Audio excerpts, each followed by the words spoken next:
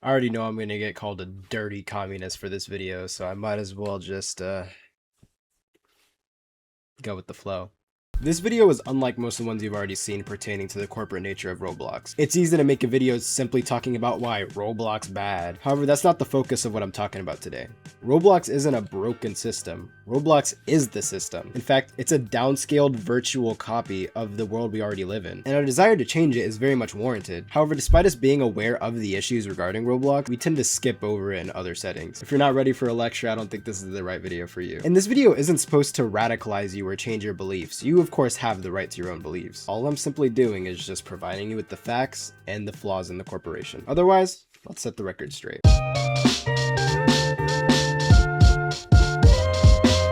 Covering the platform as a whole would be like beating a dead horse, so I'm going to be brief here. Roblox is the largest gaming platform in the world with 380 million active users every month, which is crazy to me because when I joined, there wasn't even a tenth of that many accounts in the game. As you may know, the games aren't created by the Roblox Corporation or employees at the game themselves. Instead, they're developed by independent creators, many of whom being children using Roblox Studio. However, many of these games are developed and released for free, so the creator may add in-game purchases or subscription using the in-game currency known as Robux. If you didn't know, Robux is made in one of two ways: whenever someone purchases something in your game, or when someone with premium joins your game. Oh wait, I think they actually took out the premium payouts for when people with premium join your game, so there's only one way to get it. Robux can be purchased on the website at a rate of roughly 1 Robux per 1 US cent. The rate is lower on devices like phones and consoles since those providers take a chunk out of the money, so the game incentivizes you to buy it on the website so that you can maximize how much Robux you get for your purchase, and so that they can rake in more money. All sales on Robux are subject to a 30% tax on the marketplace, so if you sell an item for 100 Robux, you only get 70. That rate is already crazy, but other marketplaces and games do the same thing, so I'm not going to be too harsh here. The criminality lies in the exchange rates. Remember how I told you 1 Robux is 1 US cent per purchase? Well, the developer exchange withdrawal rate that Roblox gives you when you take your money out into cash, 0.35 US cents per 1 Robux. That's 35% of the original value. So you have 35% of the 70% that you get. That's 24.5%. That means if someone spent 100,000 Robux on your game, which is roughly $1,000 in real life currency, you would only see 245 of that. But you think Roblox is evil for that? Oh, you sweet summer child. Roblox isn't an evil game, it's a corporation, a public corporation that runs its own pseudo-nation. It has a constitution in its terms of service, a currency in Robux, and a labor force in its creators and developers. You, the humble denizen, do not get a say in the matter. They reserve the right to do whatever they want to do with you once you sign up for those terms and conditions. And if you dare speak out against Big Brother, you better get ready for a cease and desist in your mail, or better yet, a lawsuit. I've covered this before, so I'll sprinkle some of that video in here as well. The Roblox terms and conditions have clauses that make it impossible for you to sue them. Better yet, it also has clauses that force you into arbitration. Now, what is arbitration, you may ask? Arbitration is when you don't take the company to court. Basically, instead of being able to do it in court in front of a judge and jury, it's handled privately with the arbitrator, which is a person that sort of handles it, sort of like an attorney. But here's the thing, the company usually chooses what they put in their arbitration clause. And since the US has very unprotective laws regarding these things, companies are pretty much free to do whatever they want when they make their arbitration clause. Which means you can't publicly sue them and tarnish their reputation. But Roblox also contains that even if harm is found, they can only give you $1,000. Well, can is a false statement because they can definitely give you a lot more, they're just greedy. And even if you win the arbitration, you literally cannot get any more than $1,000 in damages from the company. That is their limit. They can't go past that. It's literally chump change for a multi-billion-dollar corporation, and it scares people into not suing them.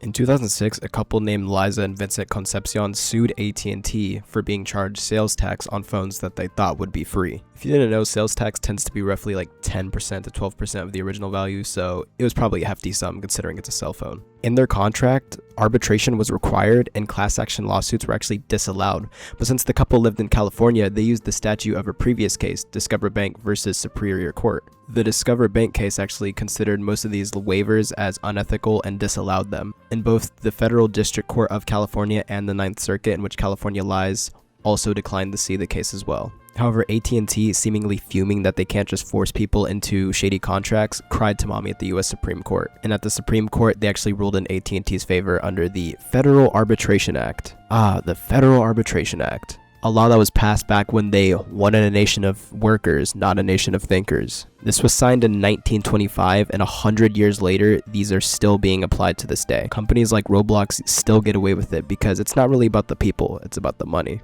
But why do companies tunnel vision on maximizing profits at the expense of customer service and their reputation? Like, yeah, obviously they want to maximize profits, but why are they so incessant regarding profits? In 1916, the Ford Motor Company had garnered a surplus of $60 million, which in today's money is about $1.7 billion. This was after they had successfully cut prices and improved worker life. They increased wages and benefits for employees of the company. President of the company, Henry Ford, stated, "My ambition is to employ still more men, to spread the benefits of this industrial system to the greatest possible number, to help them build up their lives and their homes. To do this, we are putting the greatest share of our profits back in the business." But since Ford had declared that putting money back into the business and the employees was the primary focus, he wasn't really focusing too much on the shareholders. The Dodge brothers, who owned a solid chunk of the company, sued them as a result. Yes, that's their logo. Hey, I'm just the messenger. And guess what? They won. In the opinion written at the end of the case, it stated, "A business corporation is organized and carried on primarily for the profit of stockholders." So welcome to our world where the right to sue is null and void and the fruits of your labor are taken away by people who already had enough money to buy a chunk of the company you work for anyways. Oh well, it's time to go to work. But your company is different. Your company doesn't pay in cash. No. They do something different. They pay you in a thing called scrip. Scrip is really neat because it's like a currency for your company. You can buy all your food, clothes, and other necessities using this currency. You can't really use it outside your job though. And even when you trade it into your job for actual currency, the rate is very skewed. This reminds me of something. But hey, there's always developer exchange. Oh yeah, wait, you only get 24.5% of the value. Company scrip was popular during the Industrial Revolution, but it was made illegal in multiple countries, with the US following suit in 1938 with the Fair Labor Standards Act. But since Robux is a digital currency, they can do it and get away with it. Hell yeah.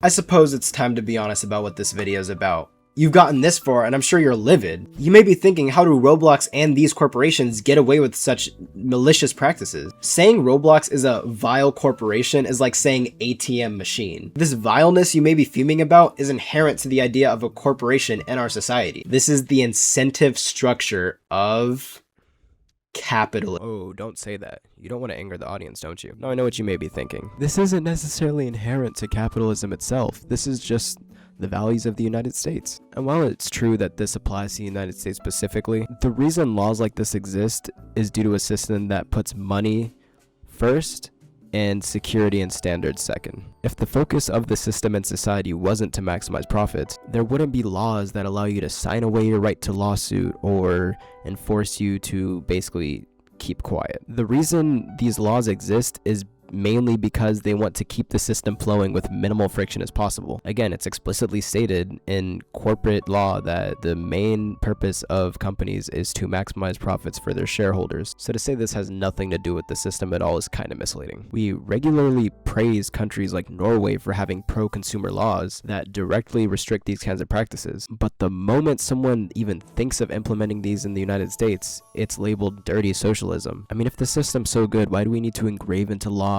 things that disallow you from even challenging it? Just food for thought. I mean, think about it.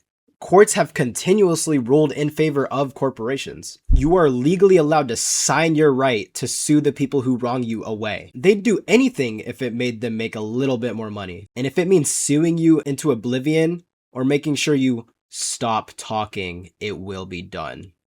Another Boeing whistleblower has died after a sudden infection. A vigil tonight for the whistleblower researcher of OpenAI who died last month. We shun Roblox because it uses these practices on children, paying them scraps, forcing them into shady contracts, taking away their rights to sue. This isn't Roblox, this is the system. The only reason we care is because Roblox does it to our children. It shocks us when children are forced into arbitration and paid slave wages. Yet nothing is done when it happens to your neighbor who lost his house because of the same issues. And of course, Roblox is worse because it targets children, but there can be two issues at once. No one should be allowed to do this to anyone, regardless of their age.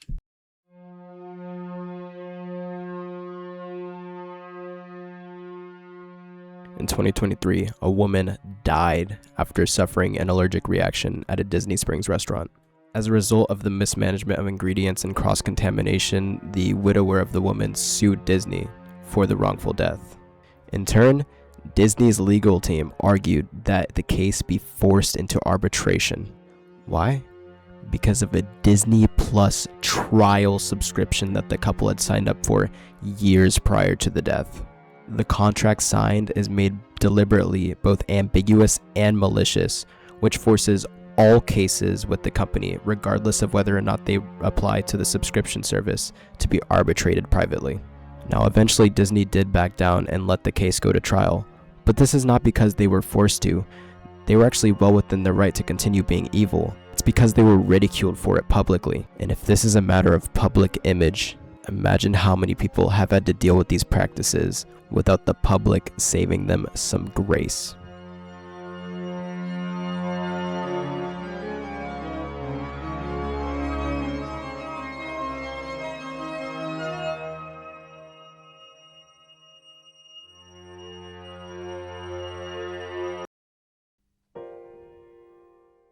I bet you didn't even know these things. I bet you never heard of AT&T versus Concepcion or Dodge versus Ford. That's because it's in the best interest of those who have all the money to make sure you don't know. I mean, we just established the fact that a company's main goal is to maximize profits for shareholders. I mean, why would they let it be known that they're exploiting the law to maintain their death grip on people? Roblox is constantly being sued by states and attorneys general for their lack of regard of safety on the platform. But they are never sued for monetary exploitation or shady business practices, because the government itself, regardless of political affiliation, is also bought and sold. So we know the system's an issue. They're exploitative. They use children because they know they're oblivious. So why do we turn a blind eye when it runs every facet of our society? Every day there's someone being locked out of suing a corporation who wronged them. Every day there's someone who can't get the word out because of a fine print in a contract that they signed when they weren't even aware of what they were signing. Why is it that you can waive your right to justice in the land of the free? And sure, it might not be as widespread as you see. You might not hear it every day,